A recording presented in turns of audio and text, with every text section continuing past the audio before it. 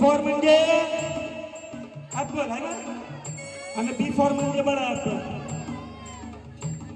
A for म्हणजे तुला आंबेडकर बनायचं पोरा, तुला आंबेडकर बनायचं पोरा.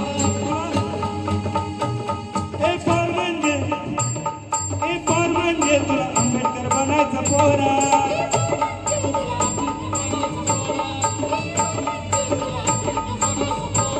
बी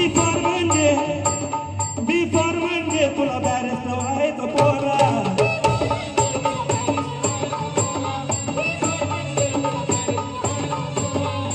ए पासून झेड पर्यंत, ए पासून झेड पर्यंत, ए पासून झेड पर्यंत पोरा लिहून तू अक्षर,